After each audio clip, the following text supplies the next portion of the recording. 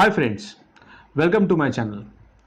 आज का टॉपिक कुछ अलग है, पर यह टॉपिक हमने एक सवा साल पहले ऑलमोस्ट कवर किया था कि हाइड्रोफोनिक फॉडर ग्रीन नेट में करना चाहिए कि नहीं चाहिए।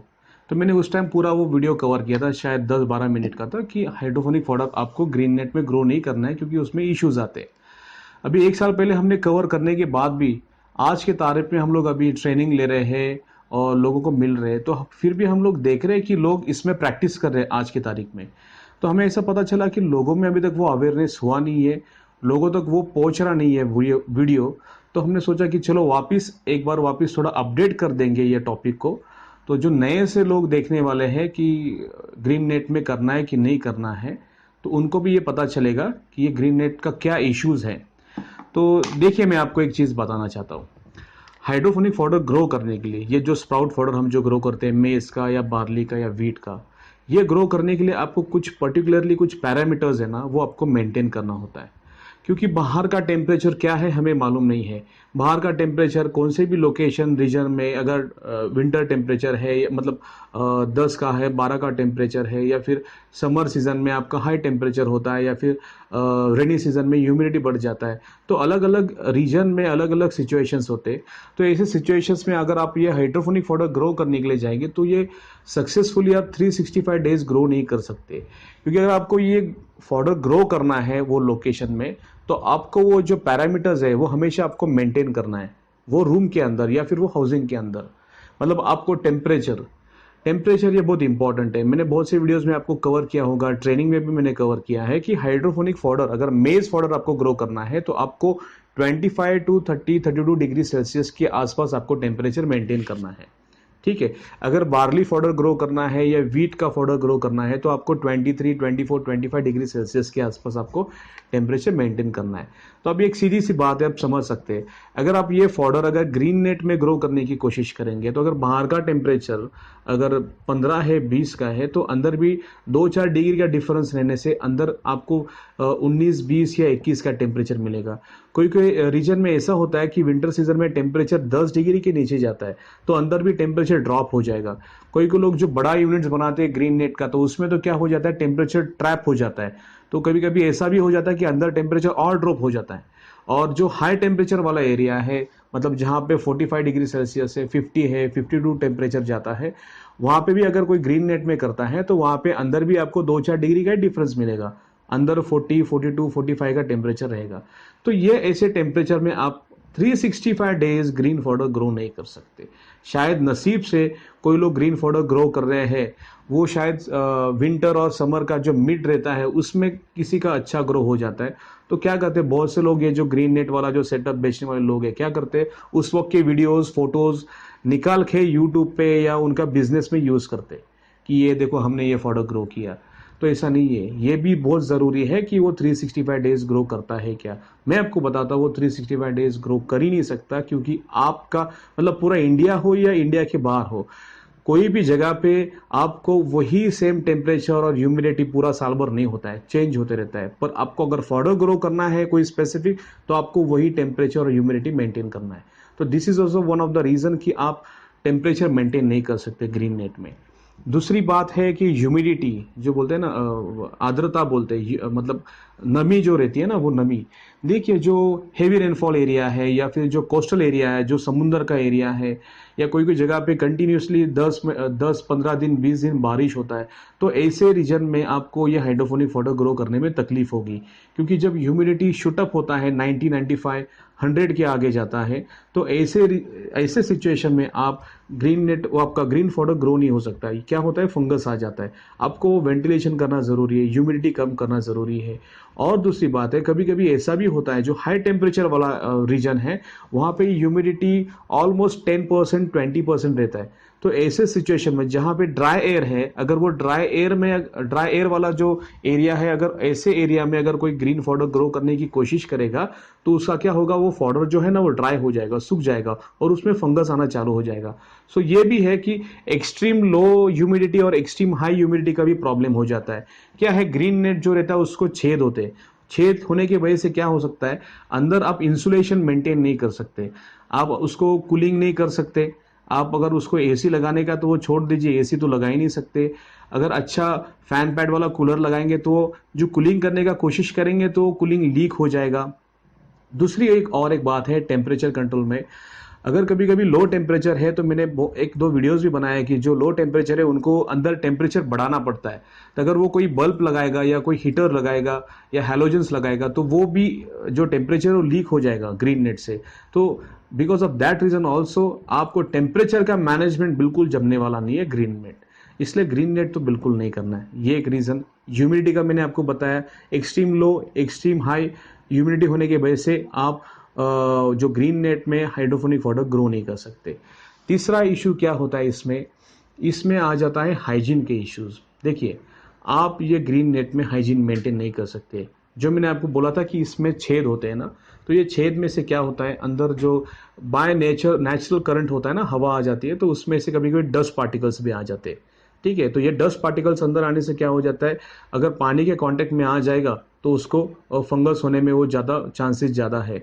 जो रूम के अंदर अगर आप क्लीननेस नहीं रहेगा वो डस्ट अंदर आएगी, तो जो फ्लोरिंग है उसके ऊपर अगर कोई मिट्टी है तो पानी गिरेगा तो वहाँ पे भी डस्ट के वजह से आपका फंगस या पाउडरी मिल्ड्यू ये सब ग्रो होना चालू हो जाएगा प्लांट्स के ऊपर।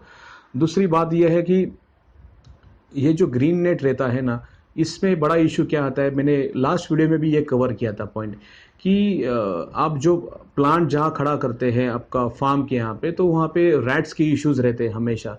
तो ये जो रैट्स है, जो चूहा है, वो क्या करता है, उसको छेद करके आराम से आ जाता है और आपका जो पूरा सिस्टम है हाइड्रोपोनिक फॉडर का वो पूरा डैमेज कर देता है। आपको पता ही नहीं चलेगा कि ये बेसिकली ये जो रैट्स है ना रात को आते हैं, आपको उनके रास्ते भी नहीं पता चलेंगे, अंदर आके पूरा सिस्टम पूरा खा के उसको डैमेज करेंगे, उसको गंदा कर देंगे। अगर ये गंदा वाला ग्रीन फॉडर अगर आप आपके कैटल्स को गोट्स को खिलाएंगे तो डेफिनेटली उनको पॉइजन होने का चांसेस ज़्यादा है, टॉक्सिन हो जाएगा। So this is also very dangerous. अगर आपको किसको खिलाना है आपको पता ही नहीं चलेगा कि ये कुछ उसमें गंदगी है क्या, क्योंकि हाइड्रोपोनिक फॉडर अगर ग्रो करना है तो आपको अंदर का जो सिस्टम है बहुत क्लीन रखना पड़ता है। हम लोग जो ट्रेनिंग में बताते तो उसमें तो आपको बताते कि हम लोग 8 से 10 दिन के बाद आपको ब्लीचिंग पाउडर डाल के फ्लोरिंग क्लीन करना है, आपको रेगुलरली वाइपर से क्लीन करना पड़ता है पानी, क्योंकि अगर वो पानी के अंदर अगर सीड भी गिर गया तो उसमें फिर क्या होता है, वो कीड़ा तैयार होना चालू हो जाता है। तो इसलिए बहुत इंपॉर्टेंट है हाइजीन मेंटेन करना है, वो ग्रीन नेट में इम्पॉसिबल होता है। आज तक मैंने कोई देखा नहीं है कि ग्रीन नेट में इतना हाइजीन मेंटेन कर सकता है, क्योंकि जो आदमी ग्रीन नेट में करता है वो कुछ सस्ते में कॉन्सेप्ट यूज करने का कोशिश करता है, तो वो इतना ध्यान नहीं देता उसके ऊपर और अंदर खराब हो जाता है। तो वो भी एक रीज़न है आप हाइजीन मेंटेन नहीं कर सकते। चौथा वाला इंपॉर्टेंट पॉइंट है जो मैंने लास्ट वीडियो में इतना उसके ऊपर फोकस नहीं किया था, वो थोड़ा अपडेट कर रहा हूँ मैं, वो है लाइट का इशू। देखिए जो ग्रीन फॉडर आप ग्रो करते हैं, ये रूल है कि ग्रो होने के लिए लाइट की ज़रूरत है। ये भी बहुत सही है कि इनिशियली जो स्प्राउट्स रहता है वो स्प्राउटिंग के लिए लाइट की ज़रूरत नहीं है, बल्कि डार्कनेस में हम लोग स्प्राउट्स निकालते हैं।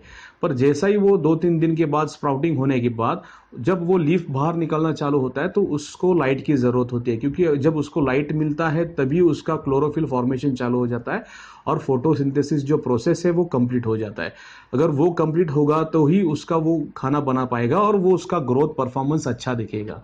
ये बहुत ज़रूरी है, इसलिए light is very important. Green net में अंदर लाइट नहीं आता है, बिल्कुल नहीं आता है। क्या होता है, अगर ग्रीन नेट में अगर आप करेंगे तो जो ग्रीन नेट के जो नज़दीक वाला जो फॉडर का जो ट्रेज है उसको ही शायद थोड़ा सा अच्छा लाइट मिलेगा, वही ग्रो होगा। पर जो बीच वाला जो पैसेज जहाँ पे आप ग्रो कर रहे हैं वहाँ पे वो ग्रो हो ही नहीं सकता। बेसिकली क्या होता है, वो जो फॉडर है ना येलो कलर का बन जाता है। ठीक है, तो इसका ये डिफिशियंसी दिखा रहा है कि उसको लाइट नहीं मिल रहा है। तो ऑलमोस्ट 4 चीज़ें हैं जो इसमें आपको दिखेगी कि ये फेल हो सकता है।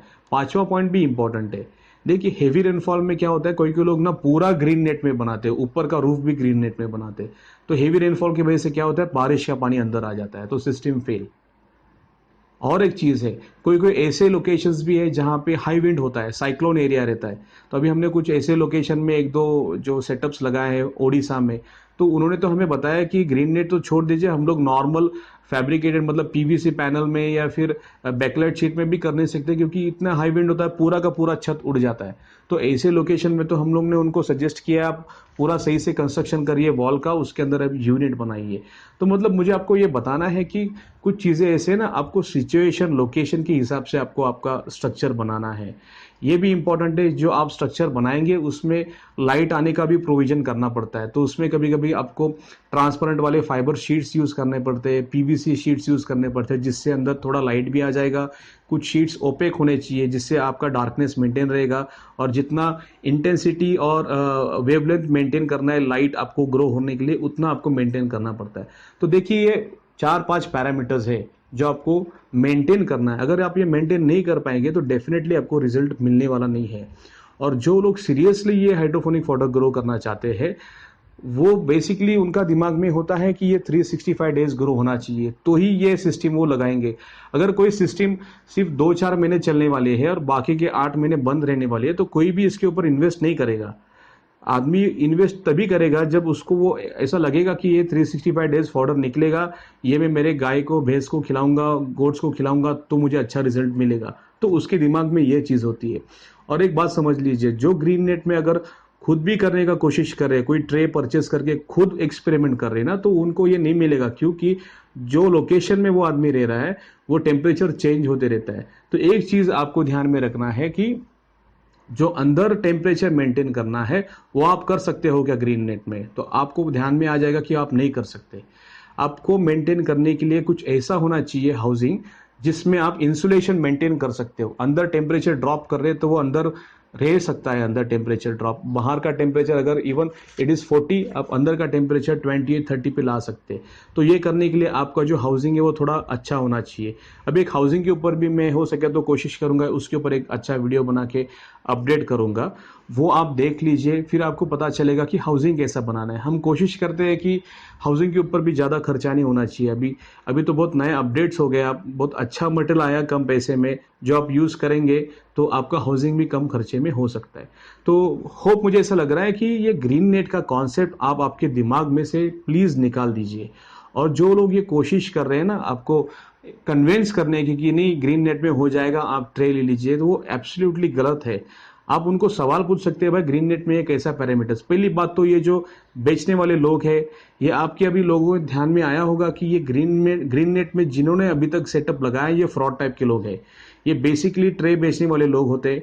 अब कुछ ऐसे लोग भी आए मार्केट में जो खुद का ट्रे भी नहीं बनाते, ट्रे किसी के पास से लेते हैं, रैक किसी के पास से बनाते हैं, हाउसिंग किसी के पास से बना के लेते हैं और कुछ जाके हरकत करके आते। तो ऐसे फ्रॉड लोगों को आपको, क्योंकि देखिए हम ऐसे लोगों को रोक तो नहीं सकते, हम एक ही चीज़ कर सकते हैं कि हम लोग अवेयरनेस बढ़ाने का कोशिश करेंगे बाय वीडियोस, या फिर जो हमारे पास ट्रेनिंग लाएंगे हम उनको बता सकते हैं, एक्सप्लेन कर सकते हैं कि दिस इज़ द सिस्टम, आपको ये रन करना है। अगर आप ये सिस्टम फॉलो करना है, पैरामीटर्स आप रन करेंगे तो ही आपको ये फॉर्डर ग्रो होने वाला है। अगर आप नहीं करेंगे तो बिल्कुल नहीं होगा।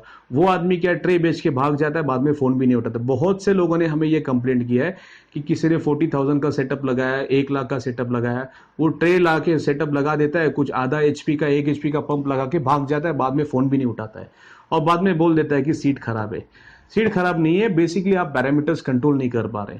ठीक है, तो आपको ये समझना है पैरामीटर्स कैसे कंट्रोल करना है। मैं अभी जैसे जैसे वीडियोस बनाते जाऊंगा आप वो फॉलो करिए, उसमें मैं बहुत से अपडेट करता हूं कि आपको कैसे टाइप से आपको ये पैरामीटर्स कंट्रोल करने हैं। अलग अलग रीजन में जो लोग रहते हैं उनको वो डिफरेंट मेथड्स उनको फॉलो करने हैं ग्रो करने के लिए। ठीक है, तो होप मुझे ऐसा लगता है कि ये ग्रीन नेट का कॉन्सेप्ट आपका क्लियर हुआ होगा। ग्रीन नेट आपको हाइड्रोफोनिक फॉडर ग्रो करने के लिए बिल्कुल यूज़ नहीं करना है। जो लोग ग्रो कर रहे हैं, जिन तक ये वीडियो नहीं जा रहा है, जिन्होंने अभी ये वीडियो देखा है, यो प्लीज़ ये वीडियो उनको शेयर करिए। तो जितने लोगों तक ये शेयर होगा तो उतना उनका अवेयरनेस बढ़ेगा। होप मुझे ऐसा लगता है इन्फॉर्मेशन आपको फायदेमंद रहेगी। नेक्स्ट वीडियो में फिर वापस से कुछ नए टॉपिक के साथ आएंगे, तब तक के लिए बाय।